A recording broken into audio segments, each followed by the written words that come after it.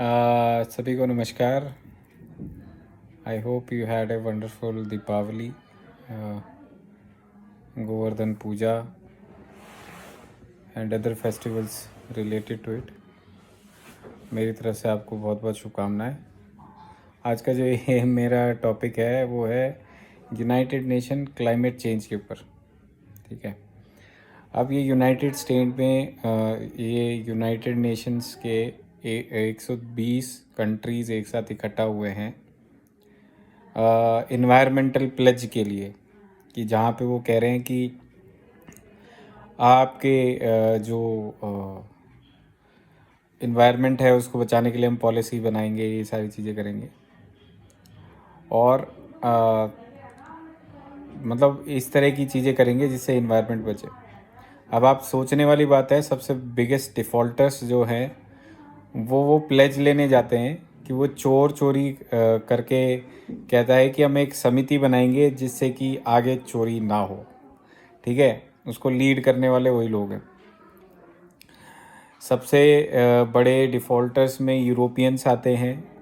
इनकी जितनी भी बड़ी बड़ी कंट्रीज़ हैं, इनकी facilities per capita consumption of electricity कहीं या तो ये न्यूक्लियर से बनाते हैं या कोल से बनाते हैं, कुछ थोड़ी बहुत सोलार से भी बनती है, एक दो कंट्री जागरूक है, अदरवाइज सबके पास न्यूक्लियर एनर्जी से बनती है या तो फिर कोल से बन रही है। अब जो न्यूक्लियर वेस्ट भी होता है तो ये महाशय क्या करते हैं कि क्योंकि वो न्यूक्लियर वेस्ट डिस्पोज ऑफ नहीं हो सकता है, तो जो आपकी समुद्र है, समुद्र की गहराइयाँ, उसको डब्बा बंद करके उसके अंदर फेंक देते हैं। ठीक है और ये भी इनकी सोच है कि उसको स्पेसशिप में डाल के इसे उड़ा दें और स्पेस से बाहर चला जाएगा, तो फिर हमारे को कोई लॉस नहीं होगा। ठीक है, ये तो इनके कर्म है। तो लेकिन बिजली चाहिए, अच्छा चलो बहुत अच्छी बात है, कोई नहीं, ये तो उनके कर्म है। हम अपने देश में आ जाते हैं। आप देखोगे कि हमारे देश में ना हर आदमी ने प्रॉपर्टी घेर रखी है, ये मेरा प्लॉट है, ये मेरा प्लॉट है, ये मेरा प्लॉट है।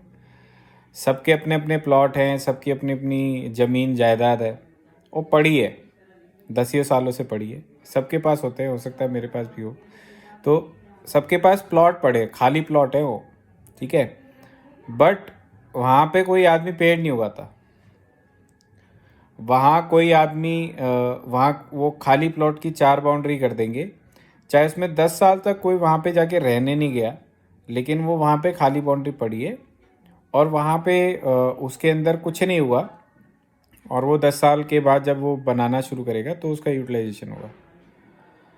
अब हमारी गवर्नमेंट को ये चाहिए, there is an easy solution, कि भाई अगर आपका प्लॉट खाली है और अगर आपको उसे नहीं बनाना है तो आप उसके अंदर पेड़ लगाओ।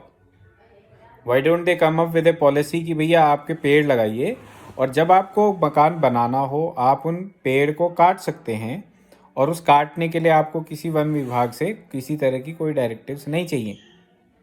एक तो अपने आप जो खाली प्लॉट है उनके अंदर वेजिटेशन होगा, उसके अंदर ग्रीनरी होगी, उसके अंदर पेड़ लगे होंगे।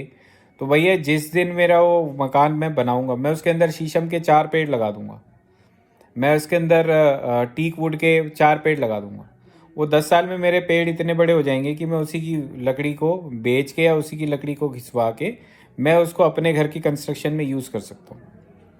ठीक है, उसका एक प्रॉपर यूज़ हो सकता है। मेरे को नीम का पेड़ लगाना, मैं नीम का पेड़ लगाऊंगा, किसी और चीज़ का लगाना है, I will plant accordingly. But वो क्या होगा, इन द मीन टाइम वो ज़मीन जो खाली पड़ी है उसके अंदर कोई यूटिलाइजेशन होगा। लेकिन हमारे यहाँ पे अगर कहीं पेड़ लगा, उसे काटने के लिए 100 तरह के फंडे हैं। चलिए, एक तो एक बात होगी। दूसरी चीज़, कभी भी आप देखोगे किसी भी सड़क को बनाना है, कहीं से भी उठा के पेड़ काटने शुरू कर देंगे। रोड वाइडनिंग कर रही है, पेड़ काटने शुरू कर देंगे। सबसे पहली प्रायोरिटी ये होनी चाहिए कि भैया कोई भी कंस्ट्रक्शन होगा पेड़ नहीं कटेगा। whatever may be the design of the road, may be the design of the infrastructure, it have to mold around the environment. जब तक हम इस सोच से काम नहीं करेंगे, जब तक ये जो चीज़ें हैं ये इसी तरीके से चलती रहेंगी।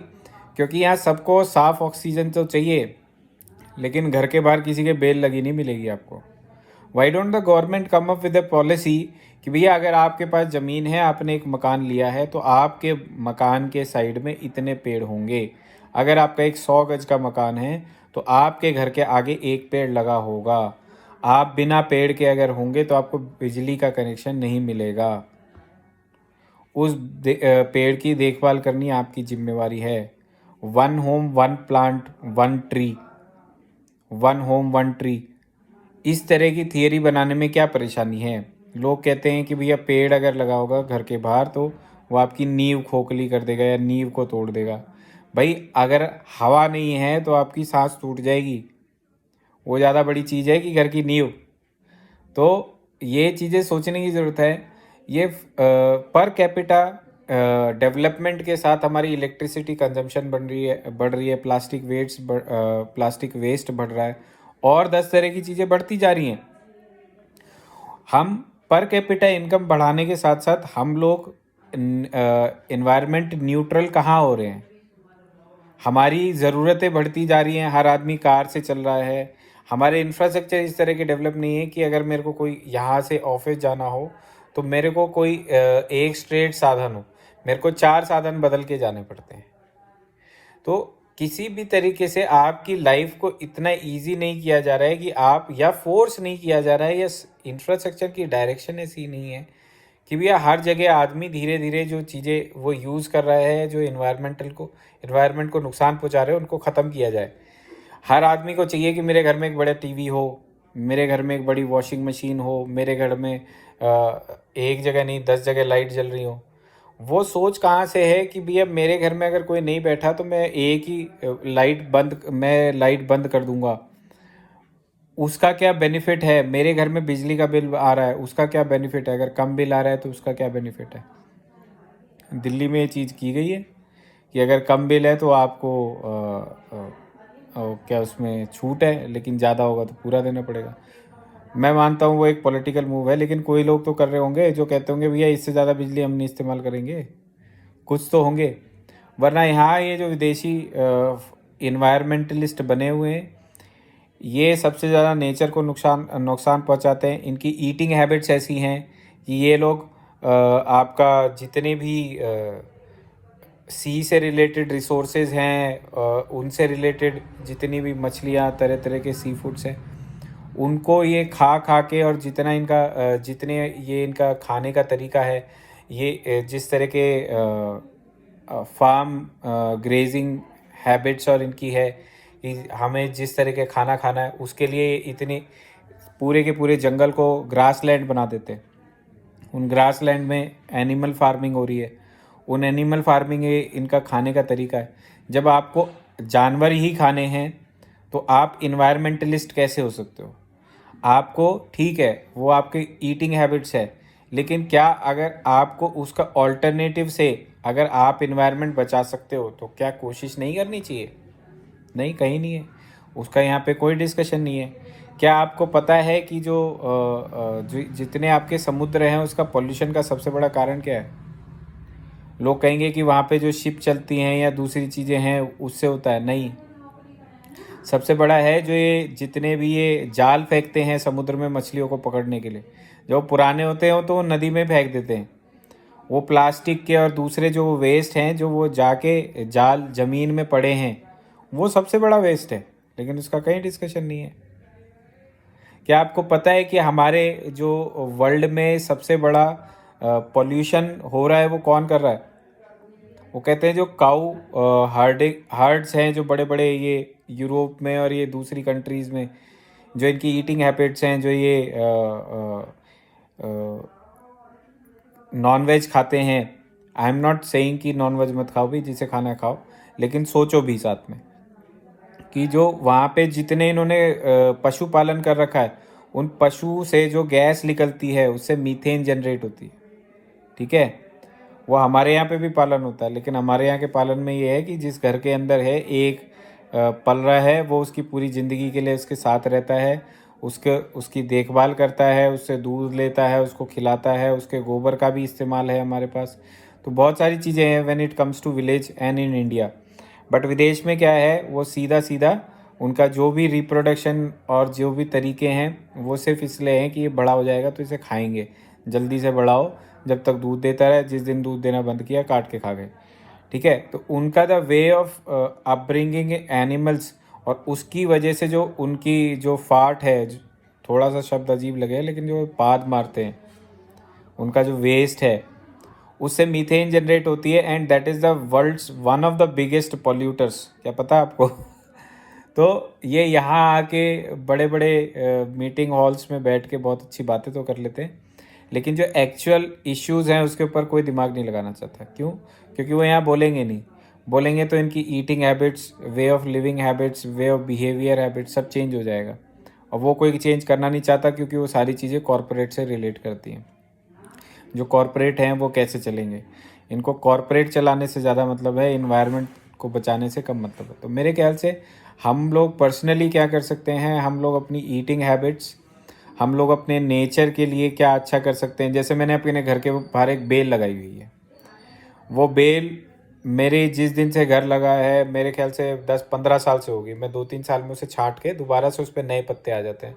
उस पर जीव भी रहने आते हैं, चिड़िया भी रहने आती हैं, मधुमक्खी भी आती है, भिरड़ वो येलो कलर की जो होती है हॉर्नेट, वो भी रहने आते हैं। उनके उनके छत्ते भी बनते हैं, चिड़िया के घोंसले भी बनते हैं। कोई माने ना माने उससे ऑक्सीजन भी मिलती है हमारे आसपास। अगर उसमें खुशबू आती है, उस फ्लावर्स होते हैं तो उनकी खुशबू भी आती है। अगर हर घर आदमी अपने घर के आगे एक बेल लगा ले तो भी उससे काफ़ी कुछ चेंज हो जाएगा। लेकिन हम लोग इतने कामचोर हो चुके हैं कि उस बेल से जो पत्ते गिरते हैं वो हमें चुभते हैं। वो बेल के पत्ते चुभेंगे कि वो ये जो पत्ते हैं ये नीचे गिर रहे हैं, अरे झाड़ू लगानी पड़ेगी।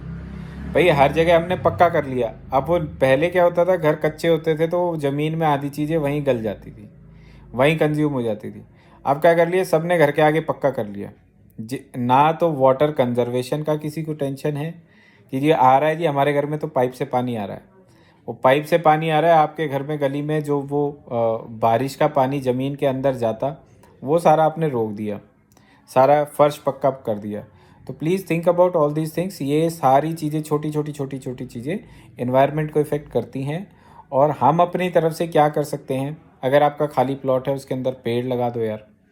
जिस दिन आपका वो मकान बनेगा उस दिन उसके अंदर आप कुछ कर लेना, उस दिन उसके अंदर उन पेड़ों को काट के यूटिलाइज़ कर लेना। नहीं तो जब तक वो पेड़ लगे हैं एटलीस्ट हवा तो दे रहे हैं, अब वो वहाँ पे आसपास में एनवायरनमेंट में कुछ एडिशन तो कर रहे हैं। तो please have a thought about it. यहाँ तमाशे तो चलते रहते हैं ये इंटरनेशनल फोरम में कि हम इन्वायरमेंट के लिए सोचते हैं, लेकिन मुझे नहीं लगता कि वो एक्चुअल में सोच रहे हैं, क्योंकि उनको भी दिन काटना है। इतने नेता हैं, इकट्ठा होकर क्या करें, कुछ इंटरनेशनल फोरम में करना है। But when it comes to practically thinking about reality, बहुत फैंसी पेड़ सब लगा देंगे आजकल। अब देखेंगे हमारी गवर्नमेंट जगह जगह पेड़ लगा रही है, तो फैंसी पौधे पेड़ लगा देंगे, लेकिन नीम का पेड़ नहीं लगाएंगे, पीपल का पेड़ नहीं लगाएंगे, जो सबसे ज़्यादा ऑक्सीजन देते हैं, विच आर इन्वायरमेंट फ्रेंडली। वो नहीं लगाएंगे, वो झाड़ लगा देंगे, वो उसका खजूर का। हाँ, बड़ा हुआ तो क्या हुआ, जैसे पेड़ खजूर, पंछी को पंथी को छाया नहीं, फल लागे अति दूर। तो ये सब थियरीज ऐसे नहीं बनी है, there have been reasons behind it, जो सबको सोचना है। आप भी आसपास कोई पेड़ लगाओ तो फैंसी पेड़ लगाने की जगह आप भी वहाँ पे कुछ रियलिस्टिक पेड़ लगाइए, जिसका आगे कुछ सॉल्यूशन निकले और वो एनवायरनमेंट में ऐड करें। आपके खाली प्लॉट ज़मीन पड़ी है जिसका आपके पास कोई यूटिलाइजेशन नहीं है, उसमें 4-5 पेड़ लगा दीजिए। बारिश आने से 15 दिन पहले, 20 दिन पहले, 1 महीना पहले लगाइए। बारिश के बाद जब बारिश जाएगी वो अपने आप वहाँ पे खड़ा हो चुका होगा, आपको कुछ करने की भी ज़रूरत नहीं है, वो अपने आप ही खड़ा हो चुका होगा। और उस पेड़ में शीशम लगाइए। शीशम लगाएंगे तो जो शीशम की लकड़ी है वो आपके काम आएगी, जब भी घर बनाएंगे तो लकड़ी काम आएगी। गवर्नमेंट को आप कहिए कि भैया, गवर्नमेंट से आप रिक्वेस्ट करिए, उनको फोर्स करिए कि मेरा प्लॉट है, अगर उसके अंदर मैंने 10 पेड़ लगाए हैं तो वो जो 10 पेड़ हैं, कल मैं अगर घर बनाऊंगा तो मेरे ऊपर कोई रिस्ट्रिक्शन नहीं होती इन पेड़ों को काटने के लिए, क्योंकि वो मेरे घर की जो मैंने एक बाउंड्री है उसके अंदर लगाए हैं। और मेरा पर्पज़ ये है कि इन्वायरमेंट में ऐड हो, जब मैं घर बनाऊँ तो मैं उस घर को वो पेड़ों को हटा के अपना घर बना पाऊँ। Please have a thought about it. ये 2-4 चीज़ें मैंने बोली हैं, there are number of topics about it. ये अभी चल रहा था तो ये मेरे दिमाग में आया, I thought you should also have a thought about it. Please, if you think these are reasonable thoughts, please do think about it and share if you are willing to. Thank you.